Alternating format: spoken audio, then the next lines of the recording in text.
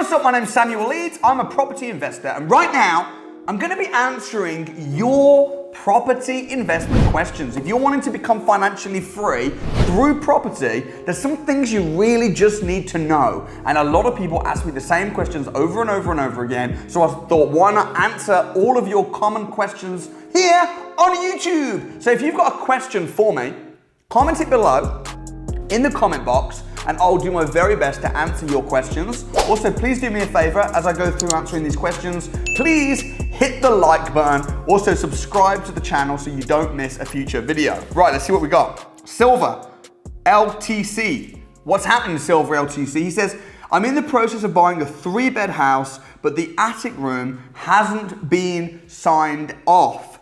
As such, is it legally a 2-bedroom? Should I renegotiate or bail? Thanks, Samuel, God bless. Okay, if you're buying a 3-bed, but the attic room hasn't been signed off, so there's 2 rooms, you can't class the attic room as a bedroom, because if it's not been signed off by building controls or by the council, it isn't a room, it's loft space. Can it be used as a room? Maybe, but it isn't. So I would 100% renegotiate. Also, just make sure when you're buying it, your mortgage lender is happy. Also, your insurance company is happy. I'm not saying for a minute that if it hasn't had building control or planning permission to convert the loft, oh my gosh, don't buy it. But just remember, it's not a 2-bed house. Sorry, it's not a 3-bed house, it's a 2-bed house with loft space. And you know, the agent really should not be advertising it as a 3-bed. So I would renegotiate. Wouldn't necessarily bail, I would renegotiate the price based on a 2-bed, and I would also make sure that there's no issues with your insurers or lenders. Hope that helps. MJL says, I'm 17. What would you recommend for me to do? Save, and would house flipping be a good option? Listen, saving money, I don't believe in saving money, I believe in storing money. Now the difference between saving money and storing money. Saving money is when you just save it for a rainy day, or you just put it away and you save it up in the bank, you lock it away in the bank. That's not smart because money's shrinking. Storing money is when you store it with a view to invest it. So I would 100% I would save money or store money. And house flipping, would that be a good option? Maybe. I mean, if you're 17, I would be more inclined to just try and get yourself on the ladder. On the ladder. Get your foot in the door. If you buy a house and sell it, it's a lot of work and then you lose the house. And the profit that you get, you have to pay tax on. So you're probably better off buying it, pushing it up, and instead of selling it, refinancing it. And then any money that you pull out is tax-free. And you keep the house, which means you've got a house to your portfolio that you can rent. So I'll probably do that, but anyway, good luck. Okay, Miles Sumfern says, I wanted to know how you work out the occupation rate in an area when doing rent to serviced accommodation. Right. So if you're doing rent to serviced accommodation, first thing I'll say is across the country, you're talking about 75 to 85% occupancy rate is about standard.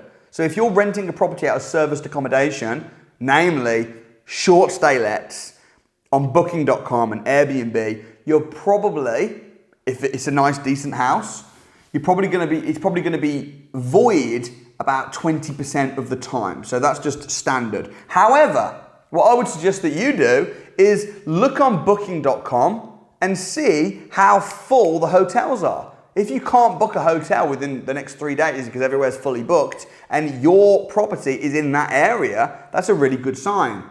If you're ringing up, or ring up a hotel and say, hi, I'm looking for a stay with myself and some of we're having a work party. We're looking for 6 rooms. Is that going to be possible? I know it's short notice. And if they go, yep, that's fine, that's a bad sign. A good sign is when they're fully booked up. Go on Airbnb. And on Airbnb, you can actually look at not only the prices of your competitors' room rates, but you can see their calendar and you can see how filled up they are for the next 6 months ahead.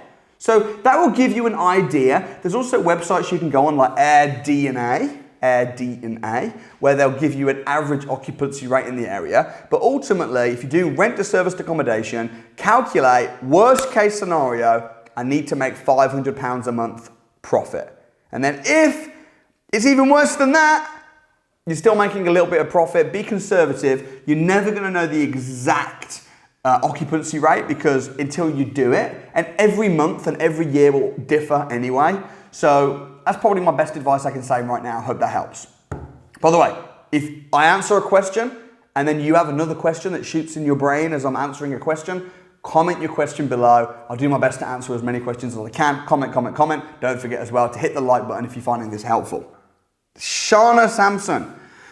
Hi Samuel, great video. I'm looking to get into lease options. I'm just thinking if I stack up, say 5 lease option deals for 5 years time, then the time comes to purchase, how will the mortgage lenders look at this? Would they not reject me because of too many mortgages being acquired and maybe not high enough income?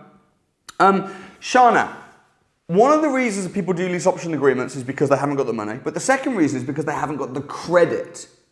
So if you do a lease option agreement and you know in 5 years' time, you've got 5 years to buy these houses, that gives you 5 years to get your mortgage in principles approved, your credit sorted.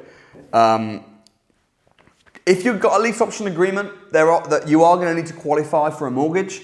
Usually how you structure it is you'll buy it for cash with a bridging loan, and then you'll then refinance because a lot of lenders won't want to lend to you at the end of a lease option because they'll say, you've got an interest in this property already and you have for 5 years. So my advice would be don't even worry about it because you don't have to buy it anyway. Right now, just walk the ABC. You're trying to work out, in 5 years' time, what happens if I've got too many lease options?